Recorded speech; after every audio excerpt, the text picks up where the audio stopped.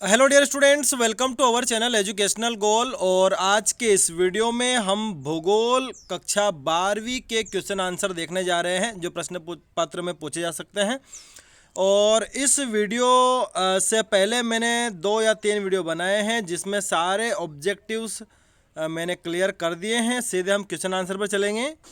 तो ये देखिए, पहला प्रश्न है, रेडजेल के अनुसार मानव भूगोल की परिभाषा लिखिए। ठीक है, तो देखते हैं इसका उत्तर। तो ये देखिए इसका उत्तर कि रेडजेल के अनुसार मानव भूगोल मानवीय समाजों और धरातल के बीच संबंधों का अध्ययन है। ठीक है, रेडजेल आधुनिक मानव भूगोल के जन्मदाता थे। रेडजेल की पुस्तक का नाम एंथ्रोपोजियोग्राफी है। ठीक है, पुस्तक का नाम याद रखना है आपको, एंथ्रोपोजियोग्राफी। उन्होंने मानव समाजों एवं पृथ्वी के धरातल के संबंधों संश्लेषणात्मक अध्ययन पर जोर दिया। पृथ्वी पर जो भी मानव निर्मित दृश्य दिखाई देते हैं उन सबका अध्ययन मानव भूगोल के अंतर्गत आता है। अब अथवा वाला भी देख लेते हैं। देखिए, अथवा वाला प्रश्न है कि मानव भूगोल के 2 उप क्षेत्रों के नाम लिखिए। देखते हैं इसको। तो ये देखिए इसका उत्तर कि मानव भूगोल के कुछ उपक्षेत्र हैं, उनके नाम है आर्थिक भूगोल, सांस्कृतिक भूगोल, सामाजिक भूगोल, जनसंख्या भूगोल, ऐतिहासिक भूगोल और राजनीतिक भूगोल। ठीक है, ये मानव भूगोल के कुछ उपक्षेत्र हुए। आगे बढ़ते हैं। देखिए, 7वां प्रश्न है कि चलवासी पशुचारण किसे कहते हैं, इसको देख लेते हैं। उसके बाद उसके अथवा वाला भी देखेंगे कि व्यापारिक पशुपालन किसे कहते हैं। तो ये देखिए चलवासी पशुचारण, कि चलवासी पशुचारण में विभिन्न प्रकार के पशुओं को रखा जाता है। चलवासी पशुपालन में चारा प्राकृतिक रूप से विकसित होता है। इसमें पशुओं के प्रजनन और नस्ल, ये नस्ल है, नस्ल सुधार के प्रयास नहीं किए जाते। चलवासी पशुचारण में पशुओं के स्वास्थ्य की जांच तथा उपचार की व्यवस्था नहीं होती है। ठीक है, मतलब सामान्य चीज़ें हैं चलवासी पशुचारण में। लेकिन अगर व्यापारिक पशुपालन अगर आप कर रहे हैं तो व्यापारिक पशुपालन में चारे तथा जल की समुचित व्यवस्था की जाती है तथा चरवाहे स्थायी तौर पर एक ही स्थान पर पशुओं के साथ रहते हैं। व्यापारिक पशुपालन में आधुनिक पद्धति से पशुपालन किया जाता है। व्यापारिक पशुपालन में दूध, मांस, खाल, ऊन आदि का उत्पादन होता है जिसका अन्य देशों के साथ व्यापार किया जाता है। अब देखते हैं अगला प्रश्न हम। अगला प्रश्न है, स्थानांतरी कृषि की 2 विशेषताएं लिखिए, या फिर व्यापारिक कृषि की कोई 2 विशेषताएं लिखना है। ठीक है, एक स्थानांतरी कृषि है और एक व्यापारिक कृषि है। तो ये देखिए स्थानांतरी कृषि देख लीजिए आप।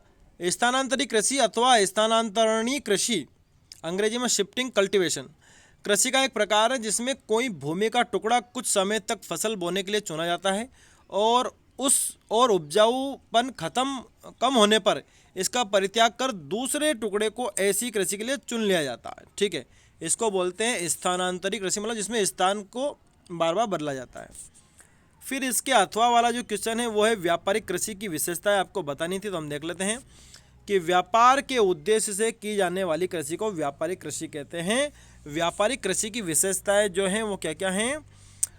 इन कृषि प्रदेशों में दूध देने वाली जर्सी जैसे अन्य कई जातियों की गाय पाली जाती है। गाय के अतिरिक्त मुर्गी, सुअर आदि भी पाले जाते हैं।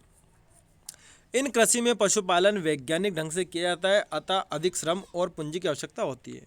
दूध तथा दूध से बने पदार्थों का वितरण दूरी के अनुसार होता है।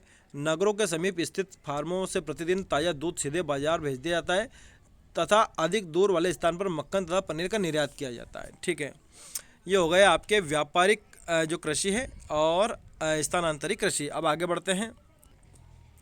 देखिए, अगला प्रश्न है, कृषि आधारित उद्योगों के नाम लिखिए अथवा कुटीर उद्योग की कोई 2 विशेषताएं लिखिए। देख लेते हैं पहले कृषि आधारित उद्योग।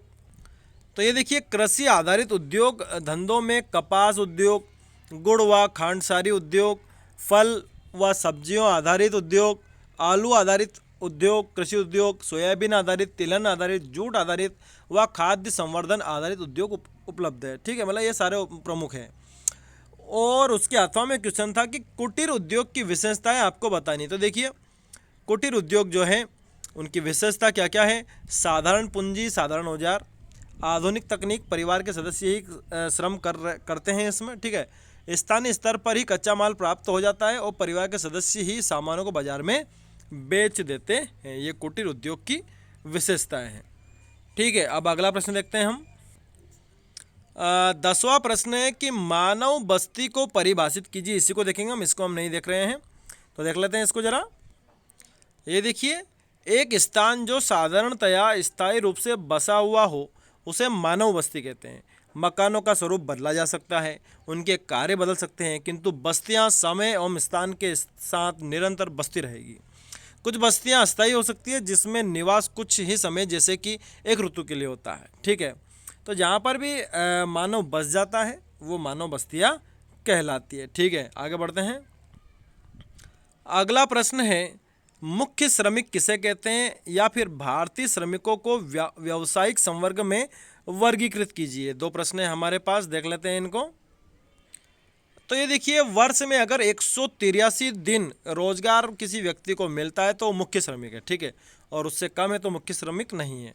तो देखिए, अथवा वाला प्रश्न था हमारा कि जो भारतीय श्रमिकों को व्यावसायिक संवर्ग में बांटना था। तो देखिए, व्यावसायिक संगठन का अर्थ किसी व्यक्ति के खेती, विनिर्माण, व्यापार, सेवाओं अथवा किसी भी प्रकार की व्यावसायिक क्रियाओं में लगे होने से है, जिससे उसे आर्थिक लाभ प्राप्त होता है।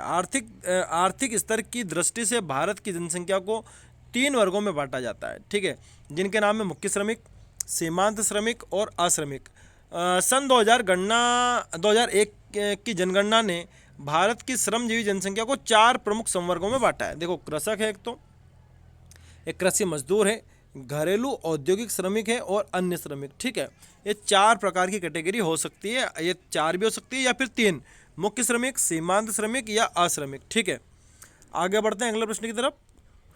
प्रश्न है, गैरिसन नगर किसे कहते हैं, या फिर प्रशासनिक नगरों के कोई 2 उदाहरण लिखिए। तो ये देखिए, गैरिसन नगर क्या होते हैं। गैरिसन नगर वे नगर हैं जिनका निर्माण एक सैन्य अड्डे की स्थापना का परिणाम है। इन्हें छावनी नगर भी कहा जाता है। गैरिसन नगर जैसे कि ये शहर है अम्बाला, जालंधर, महू, बबीना, उधमपुर आदि जैसे गैरिसन नगरों के रूप में उभरे हैं। ठीक है, उसके बाद जो अगला हमारा प्रश्न है, प्रशासनिक नगरों के कोई 2 उदाहरण देने। तो देखिए, राष्ट्रों और राज्यों की राजधानियां जहां केंद्रीय सरकार या प्रांतीय सरकार के प्रशासनिक कार्यालय होते हैं उन्हें प्रशासनिक नगर कहा जाता है। जैसे नई दिल्ली भारत का हो गया, कैनबरा ऑस्ट्रेलिया की राजधानी हो गई, चीन की राजधानी बीजिंग हो गई। राज्यों में भी प्रशासनिक कार्य वाले नगर होते हैं, जैसे बिहार की जो राजधानी पटना है, चेन्नई तमिलनाडु की हो गई। ठीक है, तो ये हो गए हमारे प्रशासनिक नगर। अब देखिए, आगे प्रश्न है, प्रदूषक और प्रदूषण में क्या अंतर है। 13वें प्रश्न से लगा करके कितने प्रश्न हैं ये अभी मैं आपको बता देता हूँ। तकरीबन ये 20 प्रश्न हैं। तो 13 से 20 यानी कि 7 प्रश्नों के उत्तर ये मैप भी ये अगले वाले वीडियो में आपको मिलने वाला है। और इससे पहले का वीडियो जिसमें कि इस पेपर के सारे ऑब्जेक्टिव्स हमने करवाए हैं, वो इसी वीडियो के डिस्क्रिप्शन में हम उसकी लिंक दे रहे हैं, आपको देख लेना है। और इस तरह से आपका पूरा पेपर, जैसे सत्य सत्य हो गया, ठीक है, उसके बाद एक शब्द एक वाक्य में उत्तर हो गए, सही जोड़ी हो गई, ठीक है, रिक्त स्थान हो गए और ये विकल्प हो गए, ये हम इसी वीडियो के डिस्क्रिप्शन बॉक्स में उसके लिंक दे रहे हैं। और आप इस तरह से हमारा टेलीग्राम चैनल एजुकेशनल गोल भी ज्वाइन कर सकते हैं। Thanks for watching this video.